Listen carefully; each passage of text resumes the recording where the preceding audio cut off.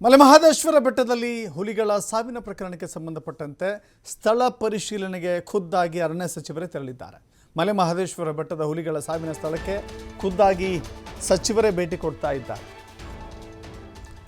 ಪರಿಸರದ ವಿಚಾರದಲ್ಲಿ, ವನ್ಯಜೀವಿಗಳ ವಿಚಾರದಲ್ಲಿ ಈಶ್ವರ ಖಂಡ್ರೆ ತುಸು ಹೆಚ್ಚೇ ಮುತುವರ್ಜಿಯನ್ನು ವಹಿಸ್ತಾರೆ. ಯಾಕೆಂದರೆ ಪರಿಸರ ಹಾನಿಯ ವಿಚಾರದಲ್ಲಿ ನಿರ್ದಾಕ್ಷಿಣ್ಯವಾಗಿ ಕೆಲವಷ್ಟು ಕ್ರಮಗಳನ್ನು ತೆಗೆದುಕೊಂಡಿದ್ದಾರೆ ಕೂಡ. ಇದೀಗ ಈಶ್ವರ ಖಂಡ್ರೆ ಖುದ್ದಾಗಿ ತೆರಳುತ್ತಾ ಇದ್ದಾರೆ.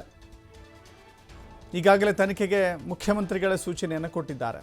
ಹುಲಿಗಳ ಅನುಮಾನಾಸ್ಪದ ಸಾವಿನ ಬಗ್ಗೆ ತನಿಖೆಯನ್ನು ಮಾಡಲಿಕ್ಕೆ ಹೊರಟಿದ್ದಾರೆ ಈಶ್ವರ ಖಂಡ್ರೆ. ನೋಡಿ, ಒಂದು ಕಡೆ ಈ ರೀತಿ ಘಟನೆಗಳನ್ನು ನಾವು ಕ್ಷಮಿಸ್ತಾ ಹೋದರೆ, ಈ ರೀತಿ ಘಟನೆಗಳನ್ನು ನಾವು ನಿರ್ಲಕ್ಷ್ಯ ಮಾಡ್ತಾ ಹೋದರೆ ಮುಂದೆ ಅರಣ್ಯದಲ್ಲಿ ವನ್ಯಜೀವಿಗಳು ಮಾಯ ಆಗುತ್ತೆ, ಮನುಷ್ಯನ ಅಟ್ಟಹಾಸವೇ ಮುಂದುವರಿಯುತ್ತೆ. ಅದಕ್ಕೆ ಕಡಿವಾಣ ಹಾಕಬೇಕು ಅಂತ ಹೇಳಿದ್ರೆ ಕಠಿಣ ಕ್ರಮದ ಅಗತ್ಯತೆ ಇಲ್ಲಿ ಕಾಣಿಸ್ತಾ ಇದೆ.